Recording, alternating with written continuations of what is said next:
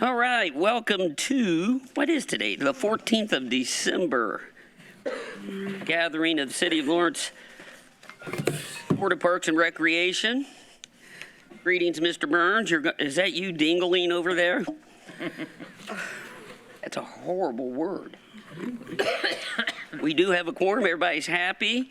Thank you, Ms. D, for getting the minutes out. Appreciate it.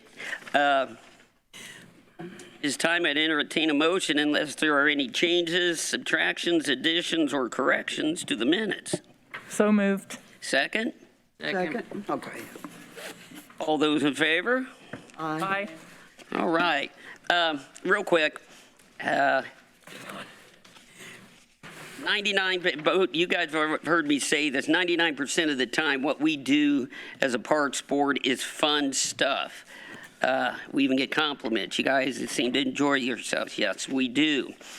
I would like for you to take a look at this article here.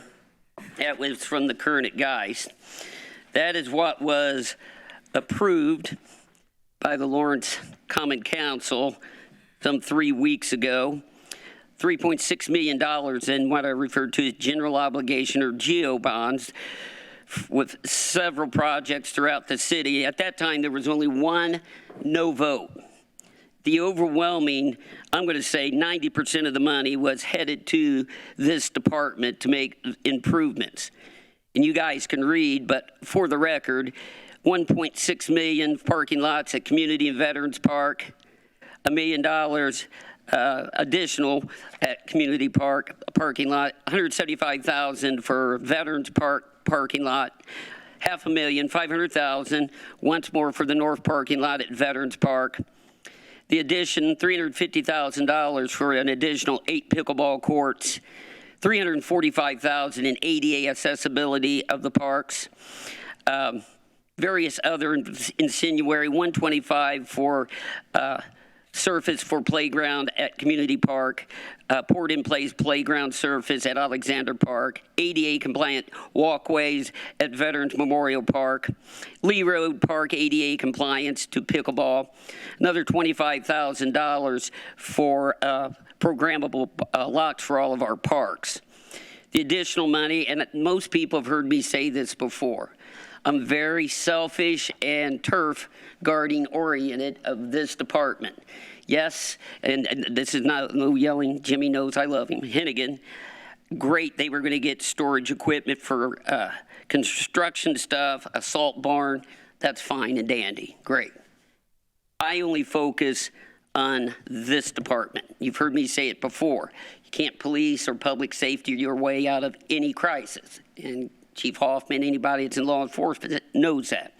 This past Monday, by a 7-0 vote, the council saw it fit to reverse and rescind those very general obligation bonds that would have allowed us to do the $3 million plus of improvements that are not luxuries. These are needs for our parks. They were turned down. It's irresponsible. They are dishonest, unprofessional, and I don't care. They don't care about this department or the people who use our parks. I stay out of the open partisanship of politics. Eric Martin's the only person I know of in the city who's worked for every mayor.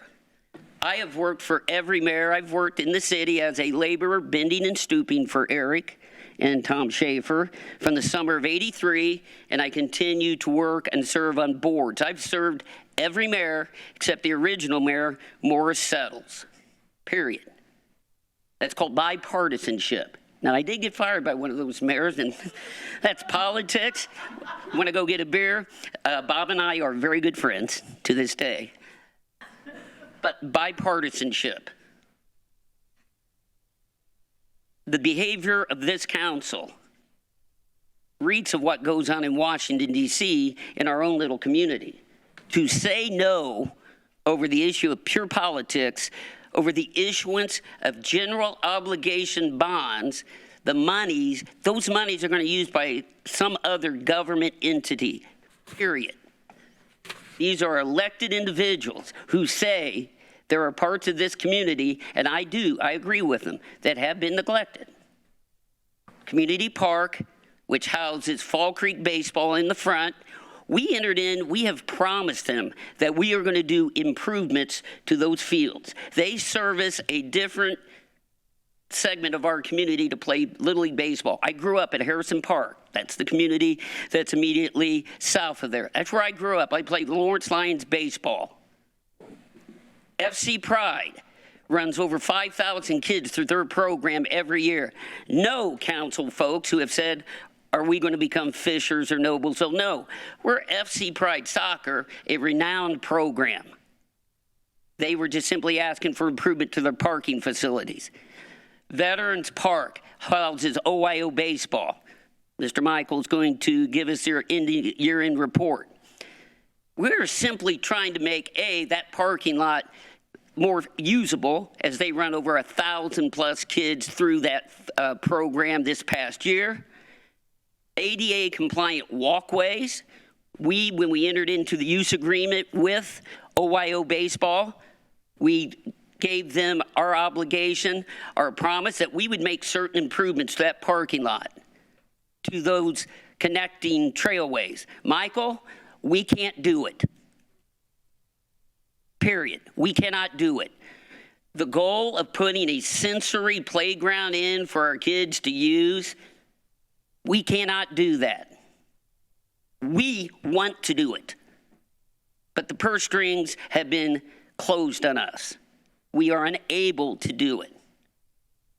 To wrap this up, I am proud. My time on my boards are fleeting. The reasons for that I won't share in this setting. But, folks, we had an opportunity. And the number one reason why it did not get done, that horrible stench you smell, is politics. We are appointed. We are not elected. We can make suggestions as to what we want to make our parks better. But those that hold the purse strings have the final say-so. They failed.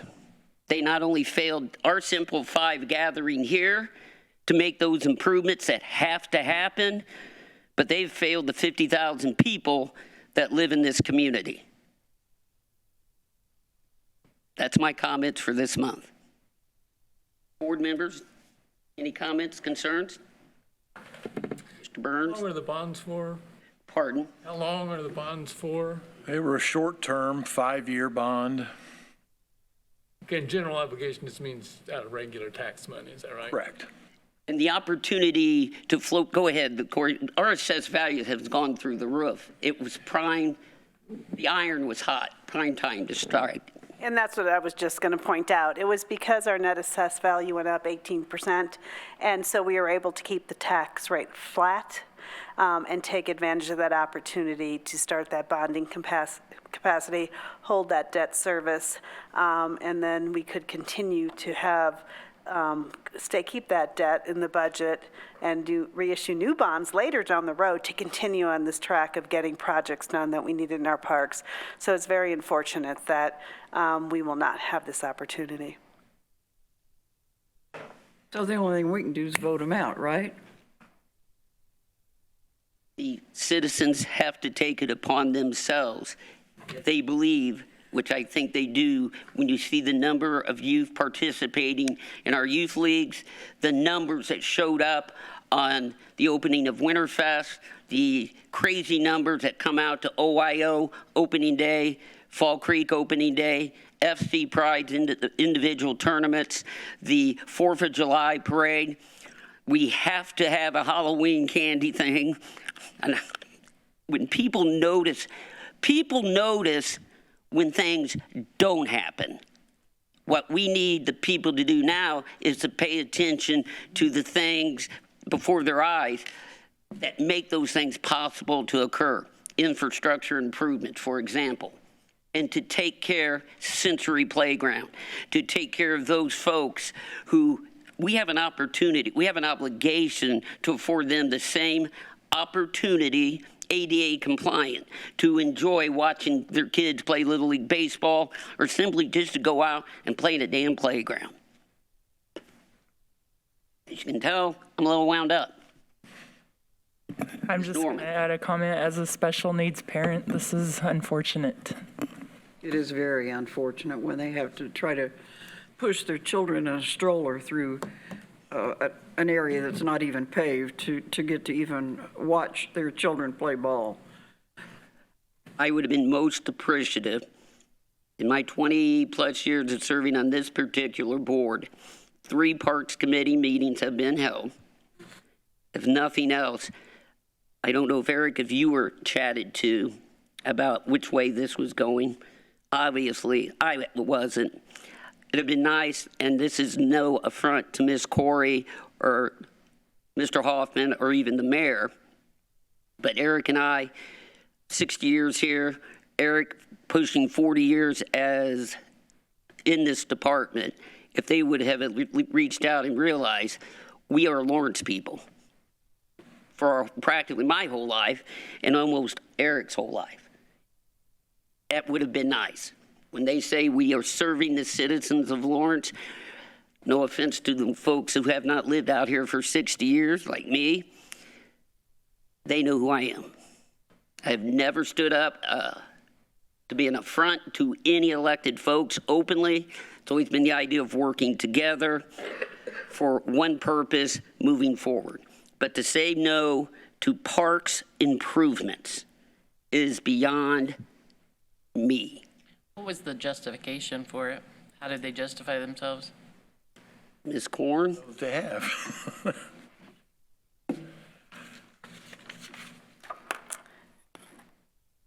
They have concern over the 2022 budget because the line item, the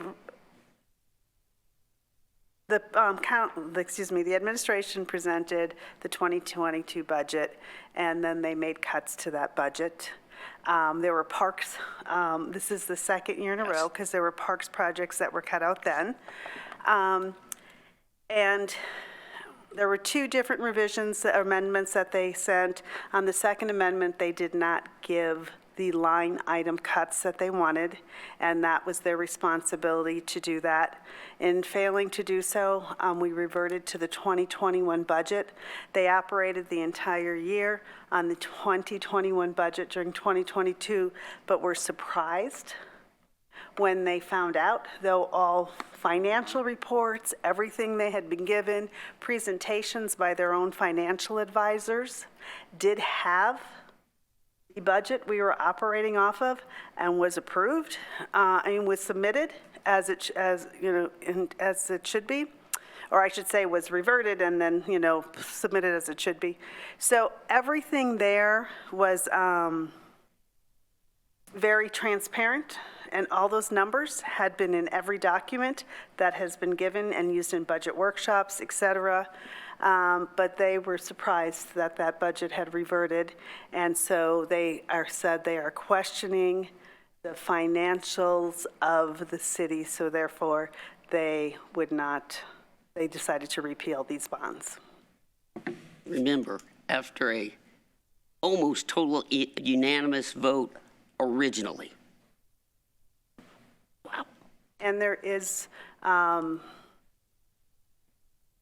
comments and talking, and also in minutes and meetings that show the knowledge that they knew these line items had to be submitted. Also, there was the admission that they know that Baker Tilly, by one of the council members, that Baker Tilly did in fact tell them in their May budget workshop that it was reverted. Thank you, ma'am. All right. Any other comments, questions? All right, Mr. Martin, and a lot of this tonight, and Michael's going to do his OIO end of the year update report.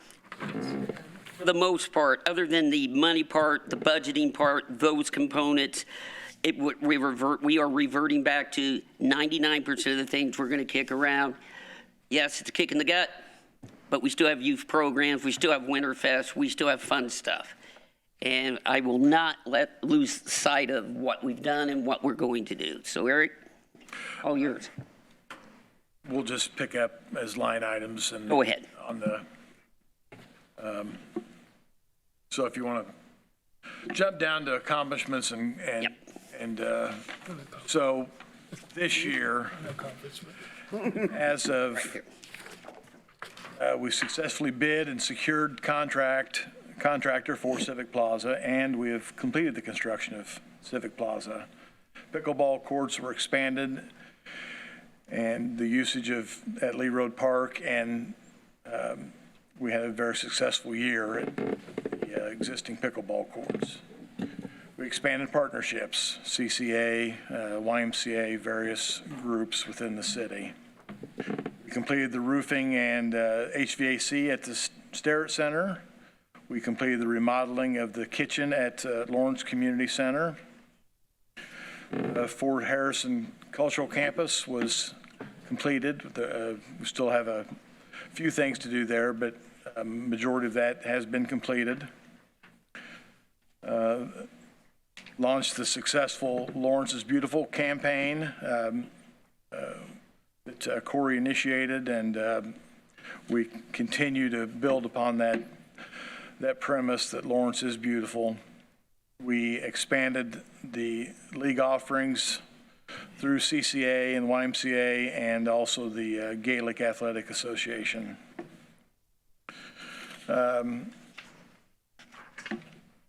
Things yet to do, we still have the playground equipment to install at Alexander Park. We have not got the border finished on that. We have began the design work of the Lee Road 63rd Street Trail.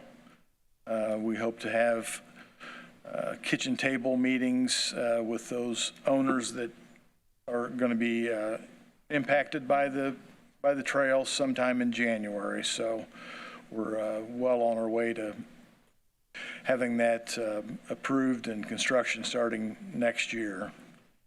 The Fall Creek storage shed was purchased and delivered. I don't think they have anything in it. And also the signage for Burns Park and Explorer Park were installed or were purchased. We haven't yet have those installed yet, but they should be forthcoming. Objectives that we'll do in 2023 that are inside the budget. Community Park Playground, we did purchase some playground equipment. It's a 2 to 5 year old tot area that we're going to put within the confines of the playground. We have purchased that, and once we receive that, we'll get that installed next year.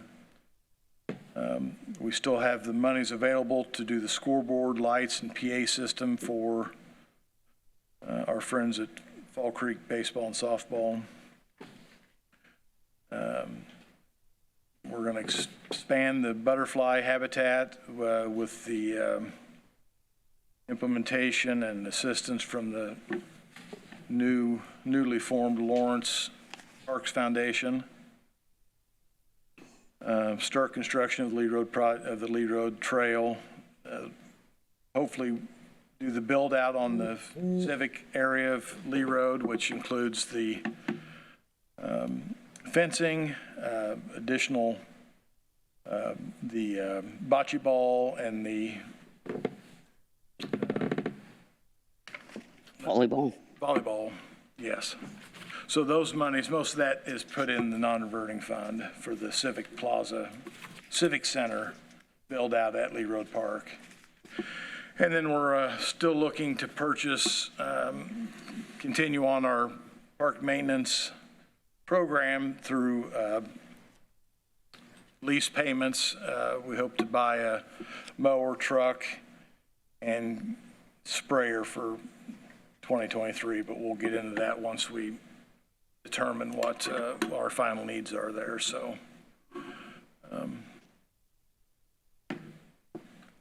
in essence, we did a lot this year. We've still got a lot of things to do, even with the limited budget that we have and maintain. And then we've got some very amenable, very good projects to work on next year. It would have been nice to have a lot more to work on, because those would have been contractors doing it. We wouldn't have Of us, yeah. so. Just to give you an example here, I had Ms. D pull up the last 5, and I'm not going to give you all 5 years. Our operating budget for the City of Orange Parks Department in 2018, and these are not adjusted for inflation, was $1.398, $1.4 million. 1.7 in 19, almost 1.6 in 2020. Now this is where we go, 1.527 in 21, 1.516, 1,516,000 in 2022. Once more, not adjusted. And for 2023, the approved operating budget is $1,620,800. So in essence, between 2018 and 2023, a whopping less than a $300,000 adjustment to our budget. And once more, that's not adjusted for inflation. This department did pick up the Civic Plaza to take care of. They did pick up the cultural campus to take care of. I'm proud we did. My other hat I wear, I was waving the banner, and Ms. Corey's going to give us an update of Heartland Film Festival. We are a better place because of those two things that have come online. And when Lee Road Park, as we continue to move forward to repurpose it, as people have said, we are getting beyond what our city parks charge has been since 1954 is youth sports, but an all-inclusive sporting recreational activity. And I cannot emphasize, someone, please, if you're listening, the concept of quality of space, quality of place. This is the 21st century, people. People want to be able to work, live, and play as close to home as possible. I don't know why it's so hard for some people to put their hands around. All right. Well, Michael, if there's nothing else for Eric, anything? Another successful year. See, we couldn't keep Michael away.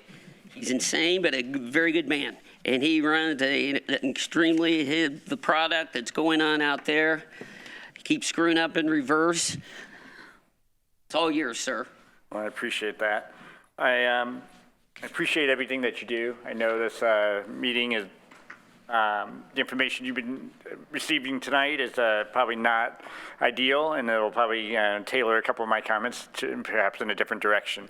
But I would want to commend the City of Lawrence Parks and Recreation Department and Board for what they've done.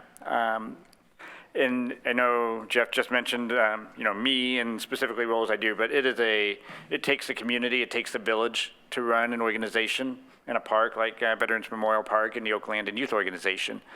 And we would not be successful without all of the individuals that volunteer their time, but we also absolutely are deeply indebted to what the Parks Department has been doing for us for nearly 50 years.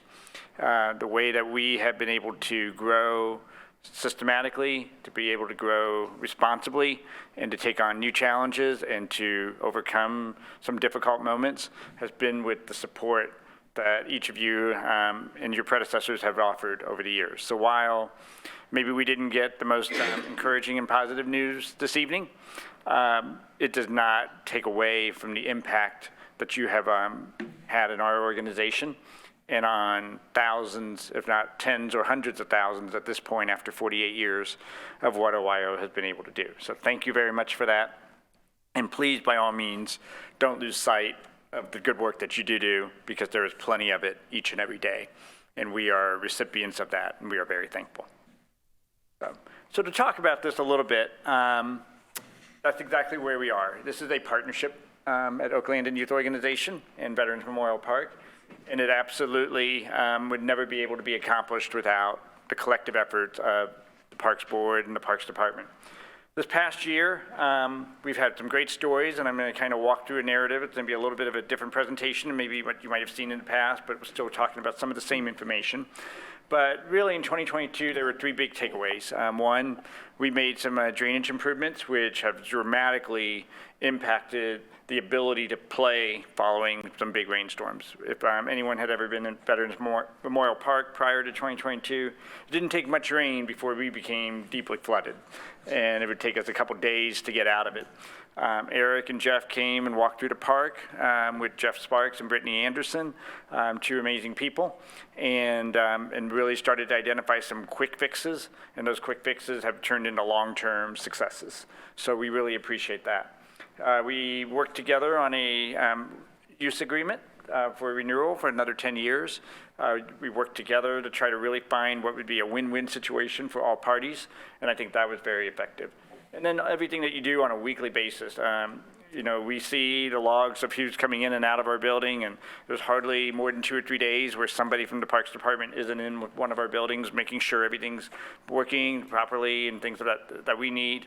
And then the grass cutting, which is a huge undertaking. I think Eric told me once, it's 2 people for 8 hours to kind of mow that whole property of 40 acres at Veterans Memorial Park to keep it looking amazing for us. So, and we continue to refine and tweak things as we go through that. So thank you very much for the support.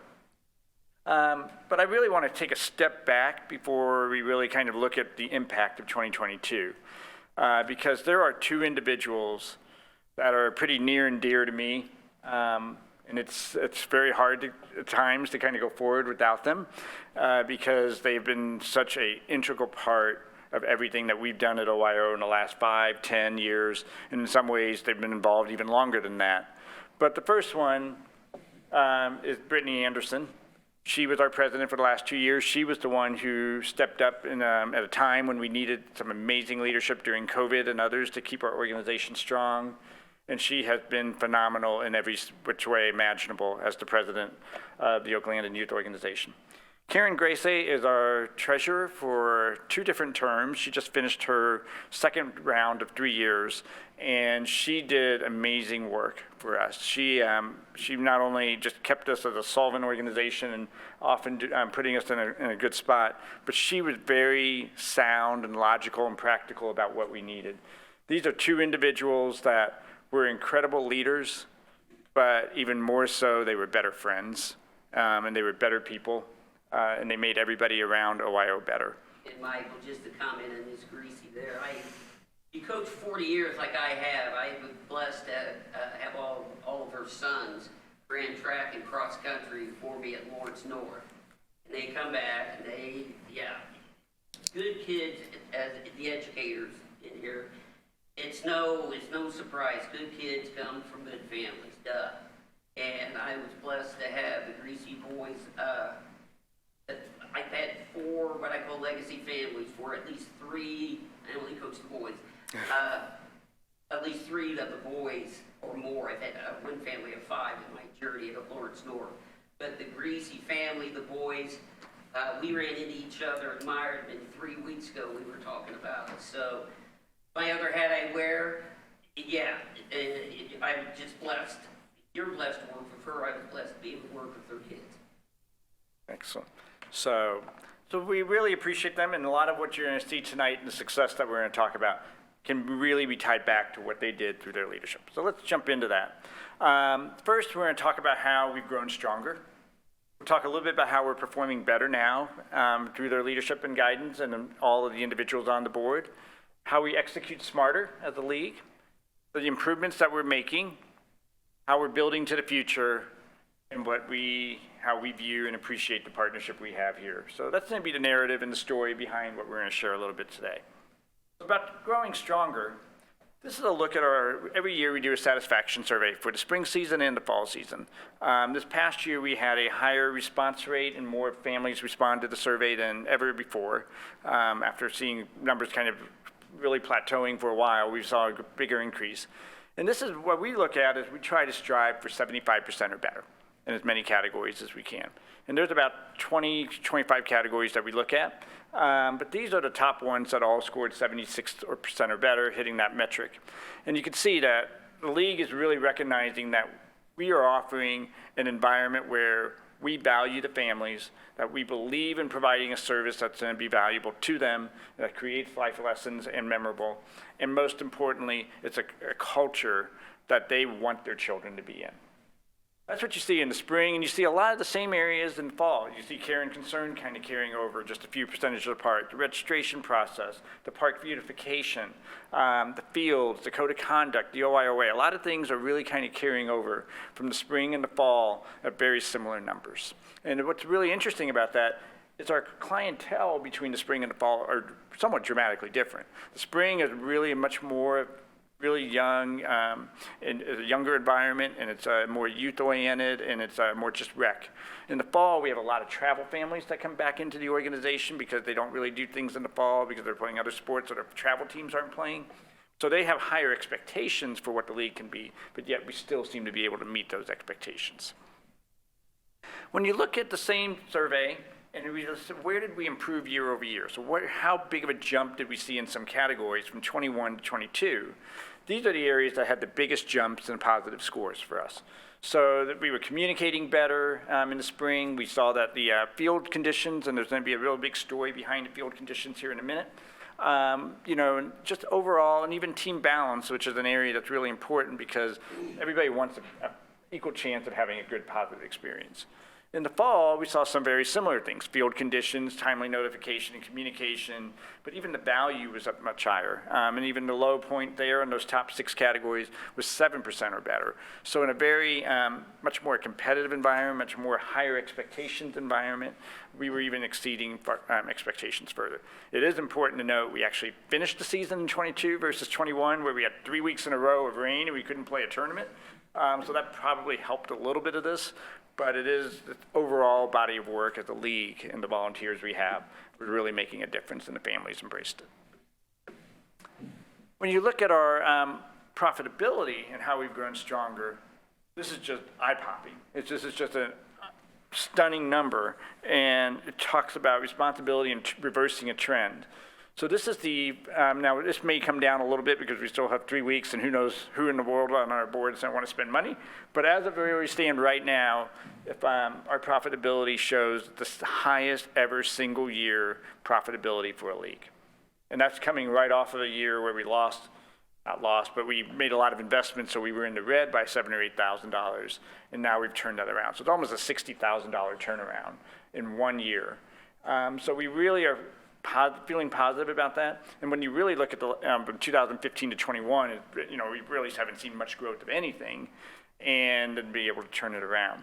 So I think that's really a good sign for us in there in terms of we've started to find our way.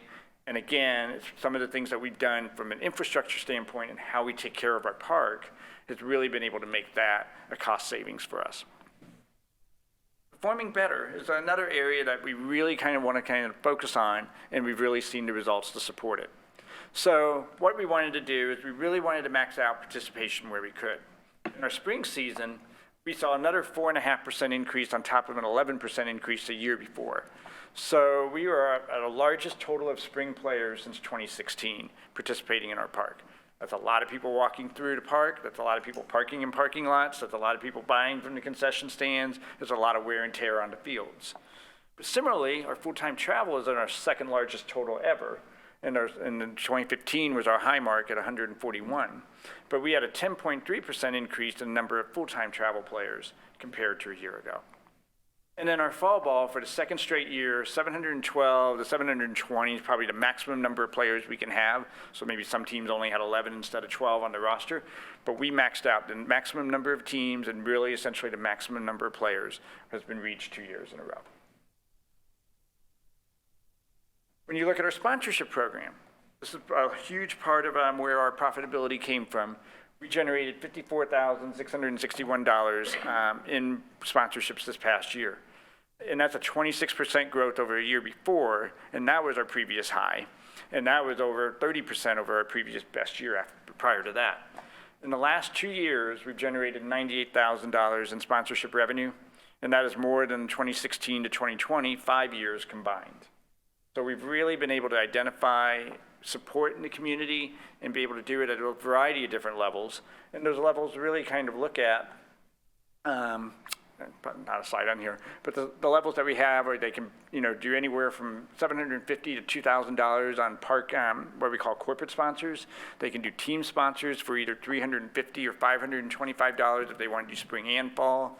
So we have a lot of different options that are available to them. And businesses have really started to rally around this. When we look at our satisfaction, going back to our survey, we saw again in both the spring and the fall an increase from where we were a year ago, and everything's trending in the right direction. We didn't have a survey in 2020 because of obviously it was COVID, and we didn't start the surveys in the spring of 2019. We didn't have a survey in place, so as a result, we've only got 2 years of the spring to look at, but 4 years of the fall. But what we're seeing is definitely some very consistent numbers in that area as well. Work to be done. We still have more to do and more that we can solve a couple areas in our league. We hope to continue to see these climb to 75% as well. We also believe it's important that we execute better. We don't want to just work harder, but we also really want to work smarter. And that is one of the big things here. So when we talk about the profitability that we've had as a league, I think it really comes down to one big thing. We made a fundamental change in our program, and we're seeing the payoff. A year ago, we had a great person who affiliated by name to the beginning of our existence in terms of Justin Sturm, and he was a wonder boy who did a lot of great things in our park, but he decided to go to Gulf Shores and get out of Indiana and go closer to be with family. But at the same time, it gave us an opportunity to think outside the box how to cover it. It was so hard to get so many things done around the park that we had said, we couldn't find a volunteer who wanted to take on taking care of a 40-acre park, 13 fields, 2 concession stands, 3 batting cages, and everything, and all the flower gardens that go around it. So we decided to go to a process where we would make our first ever, aside from our concessions manager, a paid position for a facilities and grounds manager. And this person would be responsible for all things at the park, including the motor equipment, such as our golf carts and bunker rakes and our tractors, but the fields, anything we needed to have done at the park, this person would make it more or less their full-time job. Full-time job was about 25 hours a week, and this year it looks like we're estimating by the time it's all closed out, we'll have spent about $18,000 on this particular position. See the return on that. Before, he was able to do a lot of work that we were farming out and paying vendors and paying dollars. That's been a huge contributor factor in addition to the sponsorships. Those 2 reasons alone, we believe, are the big reasons, in addition to some growth, are the reasons why we've seen a turn in profitability of the league. With that, you can see the overall impact of what he's been able to do. He manages 2 things. He manages our grounds, but he also manages our concessions program. So looking at both the top rows, all about the grounds, you can see the year-over-year increase in the scores in both the spring and the fall. And then for the most part, in the spring and the fall, in the concession stand, we saw similar jumps. There was some sticker shock. We did increase prices with COVID and inflation, among other things. So maybe the service and the value of the concession stands didn't really resonate in the spring, but then it came back in the fall, and we saw more improvement there. Another big thing is we've expanded our board. So we've always kind of been up and down, and where should we be? But right now, that's a full look of our organizational chart. And we have 44 positions on our board. At this time, 40 of them are filled. We created 6 new roles in 2023, which include areas related to training, rec travel tournaments, so we can have more tournaments in our park that we're hosting. In addition to volunteer and safety, we want to make sure that as we're growing, that we have the proper procedures and the proper people to support us, in addition to some other areas on the board. What's really interesting is this is the first time I've ever seen these numbers. In the 20 years I've been associated with the board, we now have more new members joining us this year than we have returning members. It is a very young, we can almost call it a baby board. It is a very young board. We have 23, when it's all said and done, we fill those remaining 4 positions because there will all be new people. We will have 23 new members, 21 returning. Yes, I feel like a dinosaur at times in this group, so. It's like herding cats with a new group. And I don't mean that in a negative way. It is, but what was very interesting, we just had our second board meeting of the year last night, And the new board members were offering more ideas and talking more in the meeting than the veterans.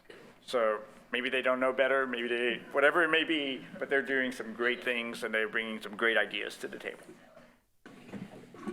We also are expecting, with the changes that we're having, and for a number of different reasons, and one of them will surface here in a little bit, we've also changed the expectations and the accountability.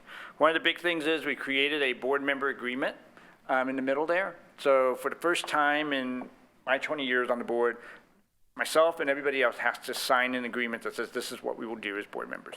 We've had a lot of board members in recent years start at a very high level and then just taper off.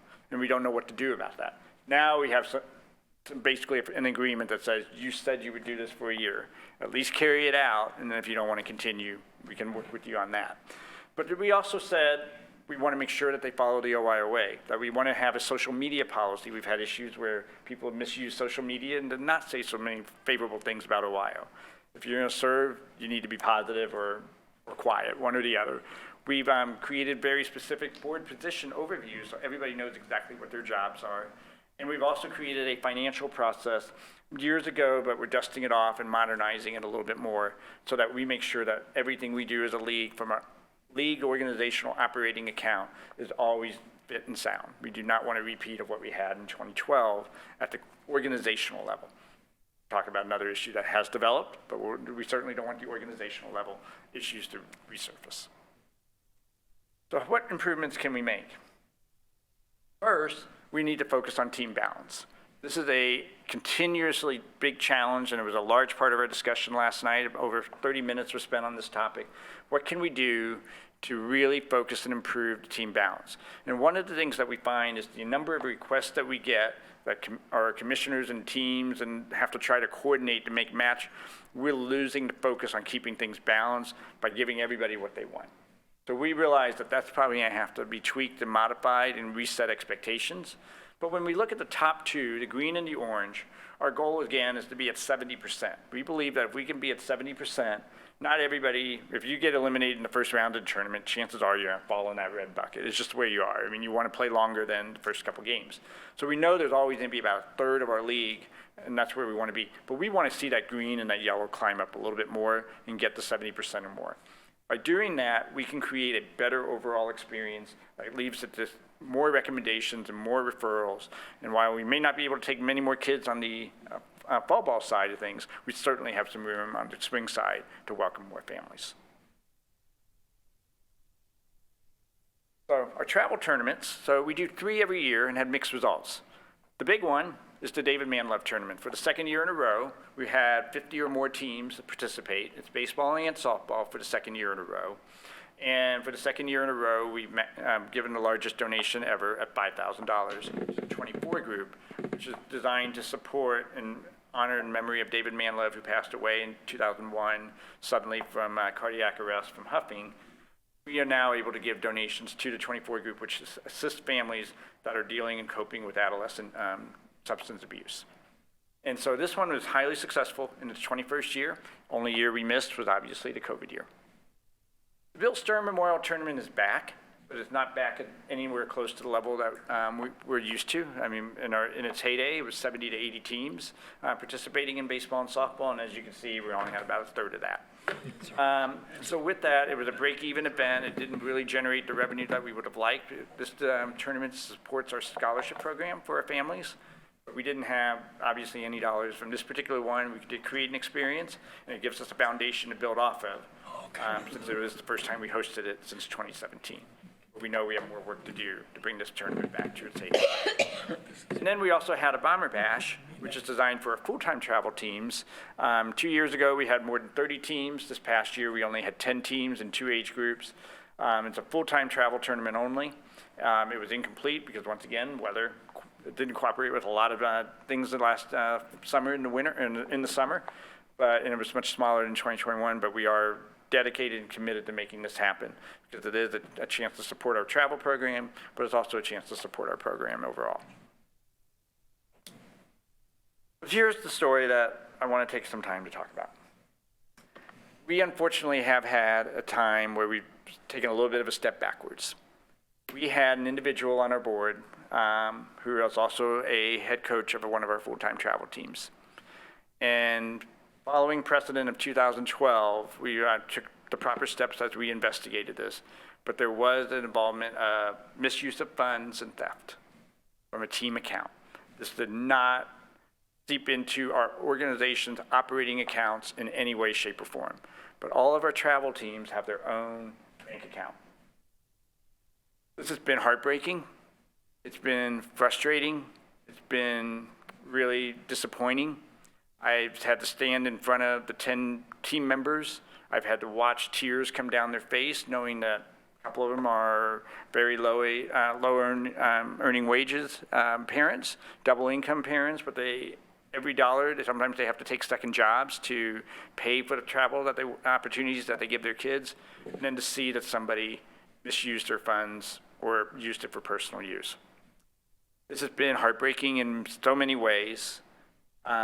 It's unfortunate, but we do believe that we are solely dedicated and focused and committed to righting the ship. This cannot and will not be accepted, and we have done many things. So following the precedent to a similar situation when our organization's treasurer did something similar, with about 4 times the amount of money in 2012, we put the same process in motion. As soon as we identified that something was not right, we did notify Eric Martin, and we kept him in the loop throughout the process. Jeff has also been kept in the loop. So there is no surprise to them, but maybe for the Parks Board there is. So what basically happened is this one team, the coach had a debit card which was used. What we started first finding was between August and October and really November of this year, we started seeing some strange transactions. Subway, McDonald's, self-service food kiosk, Thornton's for gas, other things that were not, Joe's Grill, other things that did not seem they would be team-oriented, especially for a team that was somewhat dormant. They were playing a couple doubleheaders and they were practicing on Saturdays, but they were not in any tournaments. They were not participating in any specific activity. As we dug deeper, we found out that he never paid his child's fees for the previous year. And there's a very specific clause in our travel policy that says every player must pay their way, including a coach's child. Very specific language. We also discovered that he never had a treasurer on his account. And every bank account under OIO is supposed to have 2 people on the account. A coach or a president in the organization, and then a treasurer or a team financial manager. He was the only account that did not have 2 people listed on the account. So there was no checks and balances to what might be going on. In addition, we looked even further back after we said, okay, what's going on between August and November? If we see that, chances are this didn't just happen in that time frame. And we did, and we found another $1,400 from the previous July, or really September of 2021 to July of 2022. And that included a $375 purchase for a bat for his son, among some other things that were not team-oriented expenses. When we started, and then there were a lot of withdrawals, $150 here, $200 there, and we learned that, as he later admitted to us, well, I had to do that to pay for my car payment or do some other things. So as a result, it totaled up to $7,908 in misused funds. We filed a police report. The police report has now turned into a probable cause affidavit, which has been submitted to the prosecutor as of yesterday, and we're waiting for next steps in the legal process. It is our goal, firmly and squarely, to recoup as much of this as we can, but the league, the profitability we've been blessed with this past year, will not make this team suffer. This team has been able to stay together. They have found a new coach. The coach has been dismissed. The team has voted to remove the player as well so that the coach would not be around the team any further. So they have been dismissed and removed from the team. They also have selected a new coach in place, and they have found one of the 2 new players. One player decided to leave, all 9 others stayed. So they've been able to replace that one. Now they need to replace the player that left because of the coach's departure, and we will continue to work through that. So that is not our greatest moment by any means. It is a very frustrating and I've had my emotions just as I did 10 years ago when we uncovered the other issue. But it has been one that we are steadfast and we're resolute in making sure we make right for these families. Any questions on that? So building to the future. Moving forward, we're going to continue to try to raise funds, but we're going to go even further outside the box. We want to create more partnerships where we can to make more opportunities available for our players and families. We're going to definitely start pursuing more grants, and we're going to continue with the sponsorship model. The challenge is the sponsorship position, unlike the last 2 years, is now vacant on our board. So we are scrambling hard to try to find the right person. The good news is when somebody comes in, they have a platform that's ready to go because it's really buttoned up and all packaged and ready for them to take over. But we do need to find the right person to take that on. The other thing is that we're trying to do is so this is another testament to Brittany Anderson. She, just to circle you back into 2021, she was playing in a tournament in Greenfield. And she and her son were out there early and they wanted to do some hitting. And they saw this small little field that they wanted to play on and said, hey, it's vacant. Why don't we just go out there and do some batting practice before we play?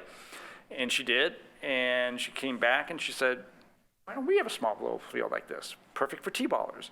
And that's really kind of been an idea of hers that while we couldn't execute it while she was on the board, as a tribute to her, we wanted to execute it now that we have the opportunity. Jeff Sparks, who is heading up our facilities and grounds operation, is doing most of this work that he can on his own. The field work is being done on his own. The fencing work would obviously be contracted out. But it's going to be a smaller field. 120 feet is smaller by 50 feet at least to any other field we have at the park. It will have dugouts with roofs. It will look like any other field that we have at the park. It will be fenced in. It's just going to be a smaller field. 50 or 60 foot bases max. There will be anything larger than that.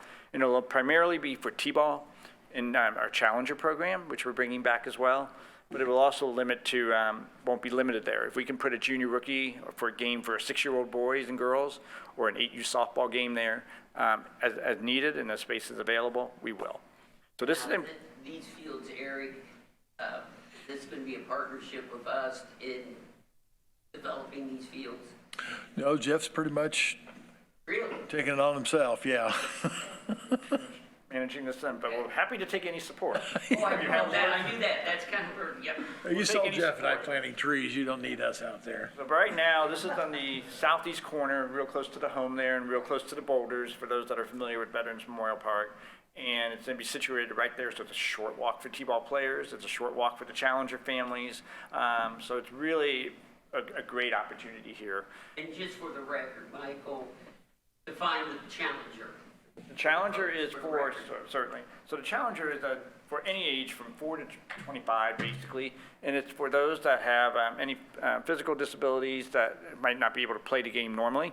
So therefore, we have individuals that may be on the autism spectrum or may have cerebral palsy or something, and they just want to have a chance to experience this game, but they obviously can't compete in a real game setting. This is a modified makeshift experience of that game for an hour, hour and a half, where they get to go up and hit. They'll hit live pitching. If they don't, they bring in a tee. They get to run the bases. They get to do some things that just create a baseball, softball experience. So that's one of the new things that we're happy and we're really excited about. In addition to that, an indoor facility is certainly something that we are very much in need. The marketplace is demanding it. There is very few places left. I mean, with Incrediplex closing and some others, some of the facilities we use now are closing their doors, maybe perhaps at the end of this year or 2023. So we are we're running out of space, and we're not the only league looking for that kind of space. So we've said, what can we do to build an opportunity? I've had conversations with Eric and Jeff. We've met with Joe Murphy from Garmong. We've had some other conversations with other people in the community. And really what we're looking at is we need to provide something that can support the interest and demand of our youth program and our travel programs at OIO, both in the off season when it's cold, but even during the season when they just need extra space and need some extra reps for lessons and things of that nature.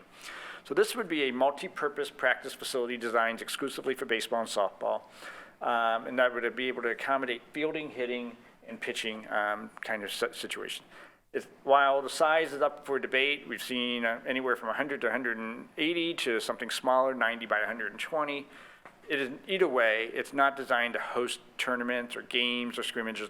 It's really designed to be a facility that can work on development of our players and help them achieve the goals that they want and grow. This would be on the opposite corner where we're building the Field 14. If you go all the way to the front of the park off of Pendleton Pike by Field 13, the really large Babe Ruth-sized field, there's a large grass area in that space that we've walked through a couple times with Jeff and Eric and others. That would be the eventual home for this building. Our goal is to work really hard on understanding what our needs are. We have a scope document now that we're sending out for some basic pricing to see what kind of range we're looking at in terms of the facility that we would create, and then put together a funding plan that can make that happen and support it long-term, and hopefully open it by the fall of 2024 so that the winter workout programs and more in 2025 can be in use. What we do next year in 2024, knowing some of the places we use today are closing, we don't know. That's also, we need to find a short-term interim gap. But we know we can't build a facility in that time. Michael, would you share with the board what the outlays to use these outside facilities?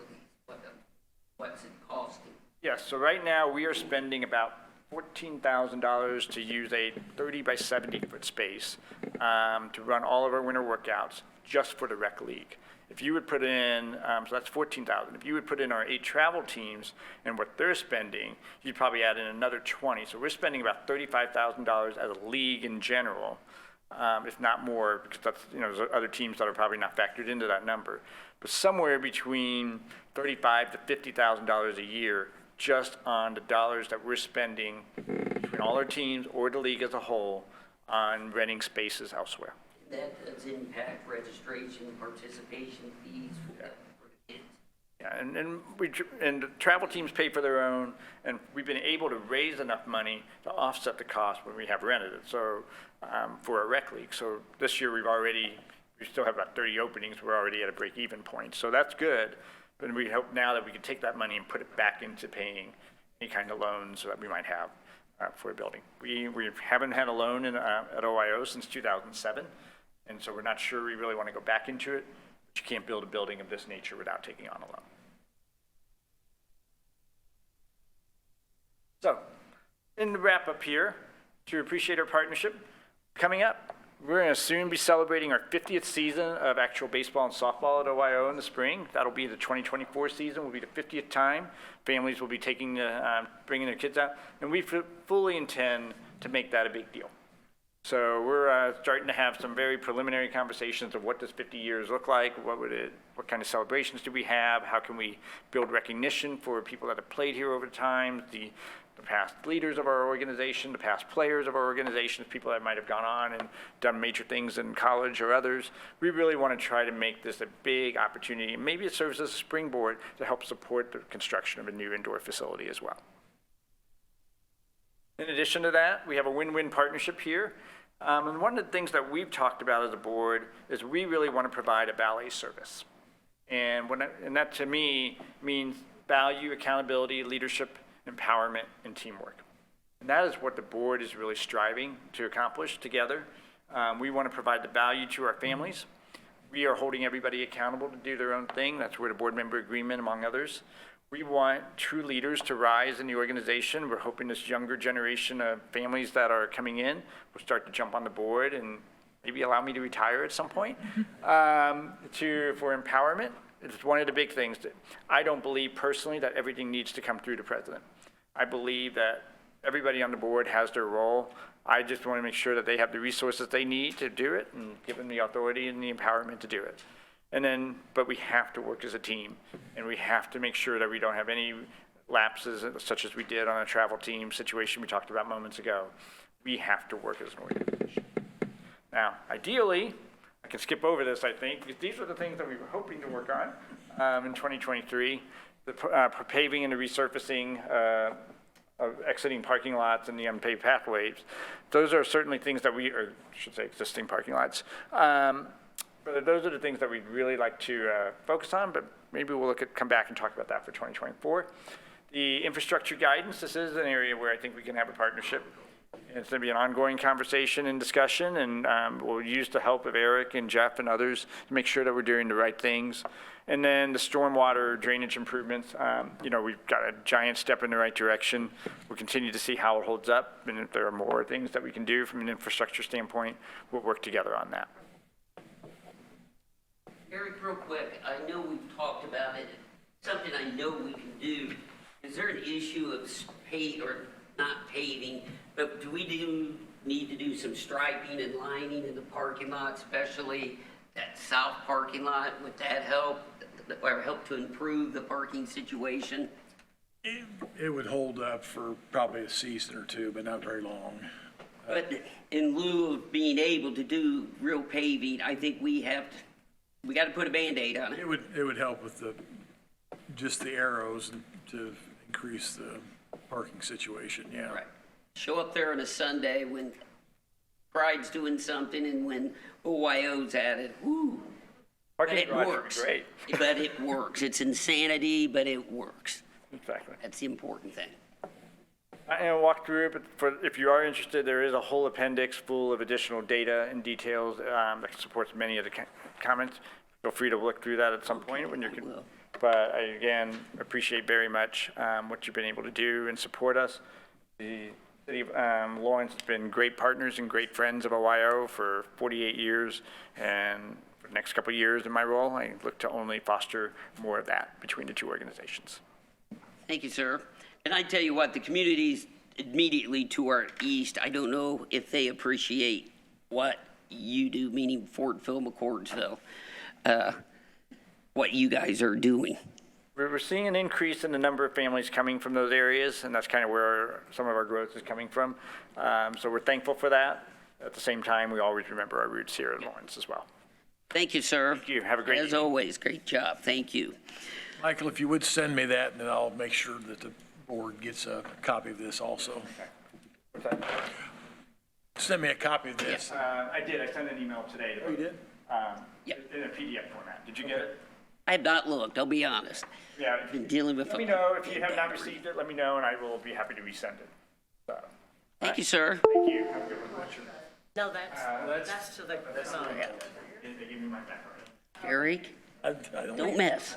You're messing. I don't want to Meddling. I don't want to get Jared mad at me. All right, Ms. Corey, few updates. Yes, few updates. One thing I just want to make sure I was clear on, because when I talked earlier about entering the budget, I just want to make sure I get the process right to you. Thank you. So on November 22nd is the deadline to accept our adopted budget. Right. And so, in November, and so when we did not get the line item cuts from the council, we did not have the information to submit which is called a Form 1. Since that wasn't submitted, then in December, the DLGF notified us that we reverted back to the 2021 budget. And what I was talking about earlier about entering those numbers, then we had to go back in, or the controller's office had to go back in and enter all those 2021 numbers because of that reversion. But we reverted back. Yes, yes. So I just wanted to be clear, because I felt I was a little, since I'm not an expert in that finance world, I stumbled a little bit on that and just wanted to make sure the record was corrected publicly on that process. Thank you. In front of you, I do want to share a little Heartland update. So in front of you, you did get a little holiday message from them. So hopefully you will take advantage and go to see those merry movies. That is this weekend. 15th on Thursday, The Grinch is playing. That's at 6:30. On the 16th, Elf is at 6, and then White Christmas is at 8:15, and that will be a sing-along one. So if you love all those old songs, do that. The 17th at 6 p.m. is Polar Express, and at 8:15 is White Christmas. You don't have to sing this time. And then on the 18th is National Lampoon's Christmas Vacation at 7 p.m. So I think it'll be fun, a nice more nice surprised. addition to I woke up and had some Winterfest. on the carpet. That is going on, but also you will be getting an invite to January 25th, 2023 is their ribbon cutting at 3:30 at the Starrett Center. And I don't know if you drive by that way, but the sign did go up, and it now does have Heartland Film. Holy hell, it looks great. And so, and I have been in there numerous times throughout the process, and it's looking really good. And as I have said for the women here, you no longer scrape your knees when you use the restrooms. So it is very nice. Jeff, I have a message from you, from Brother Gagline. He wanted me to say hello.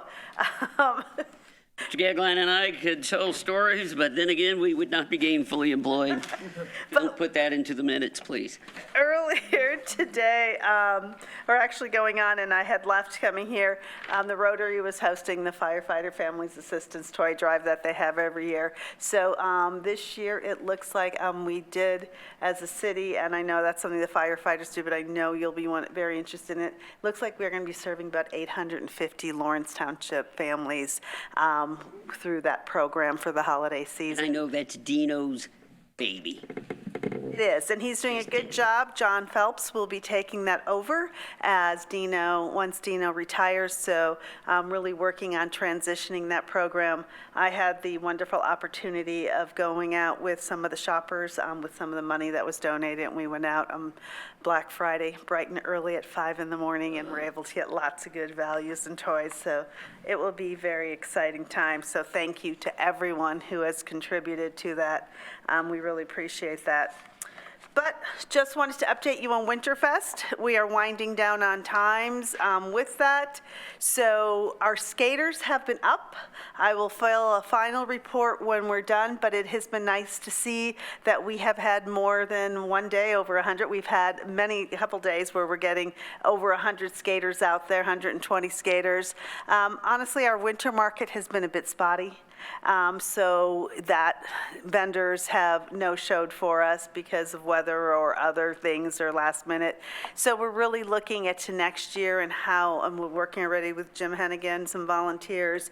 I've mentioned with one volunteer that we have does work at the Children's Museum and is interested in helping us get some knockdown sheds so that we will be able to flat store them over the season.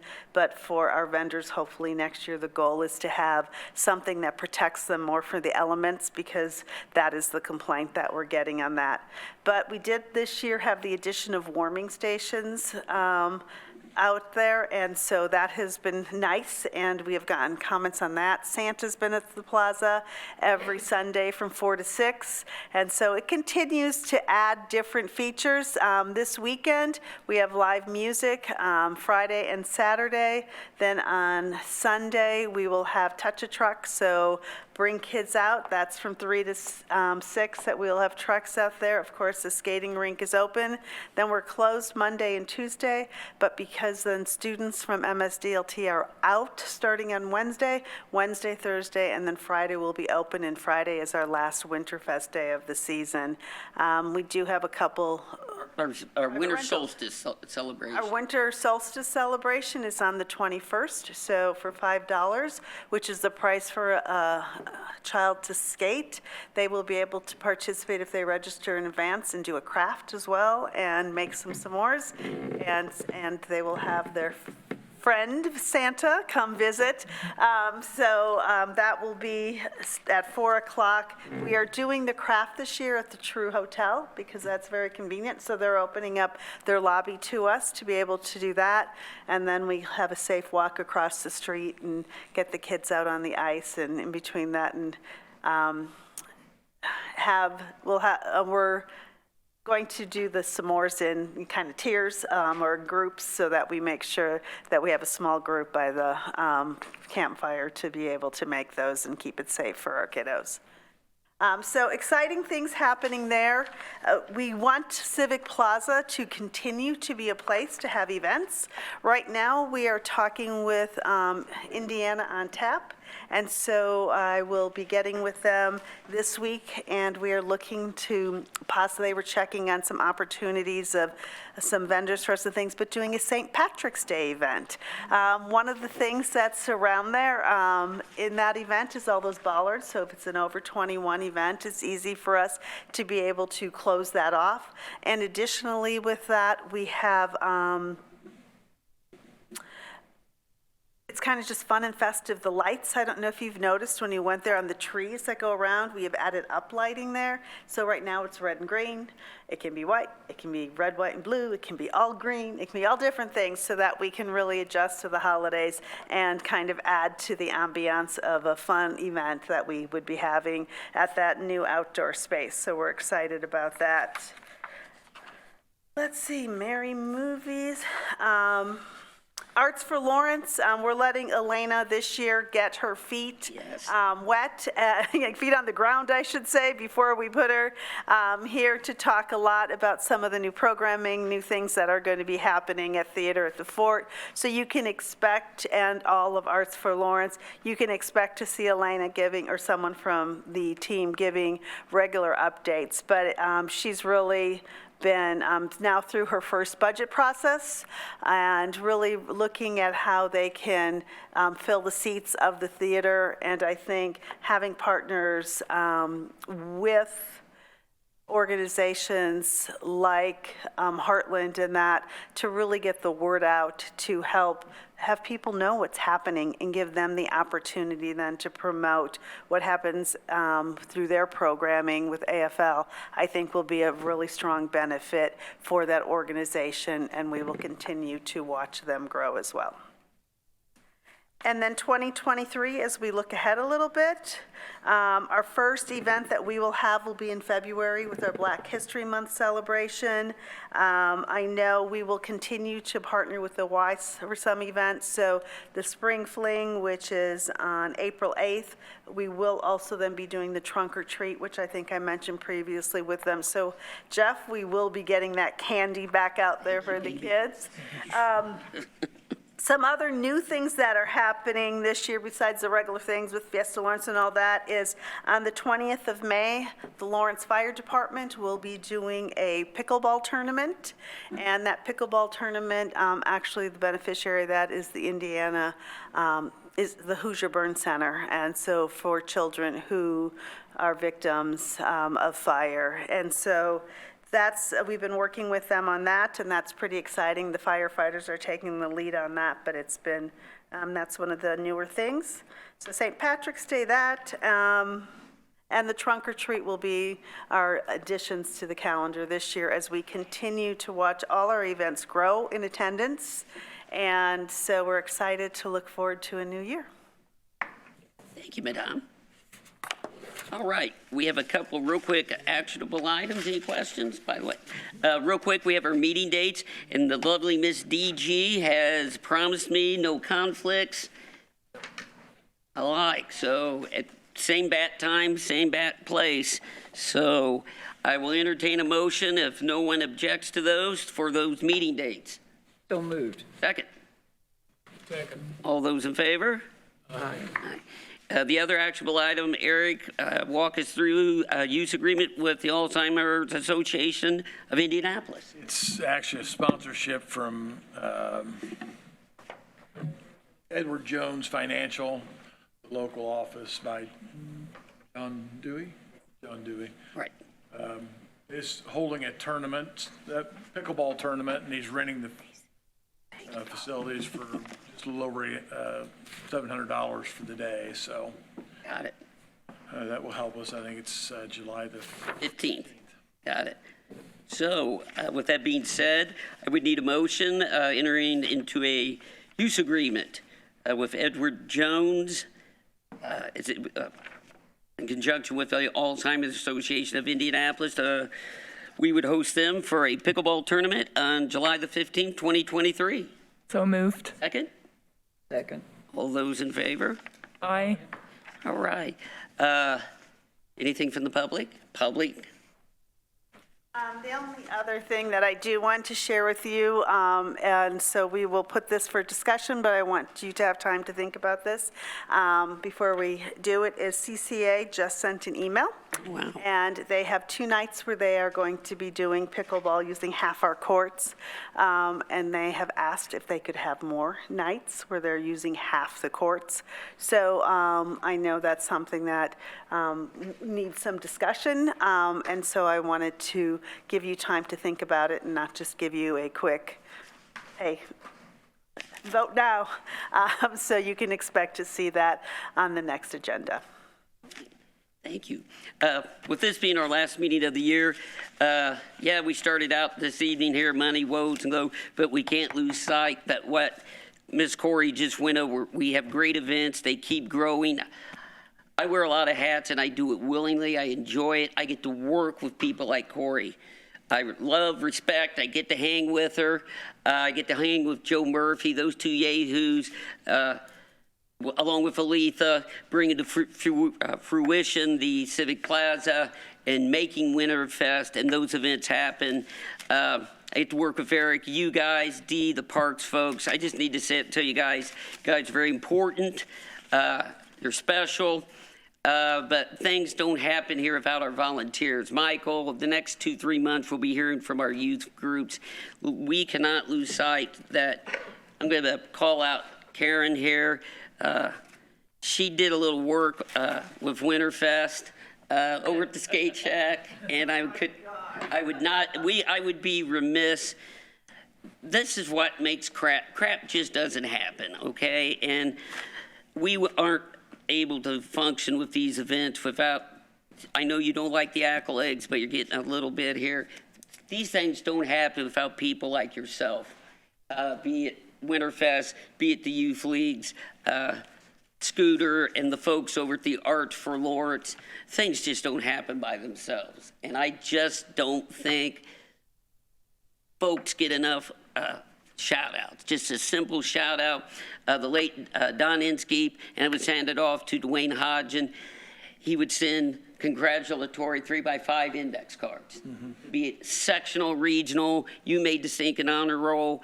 You worked an event at an elementary school, and I just think those are the type of things that, yeah, I don't want to be called out, but it is nice to be said.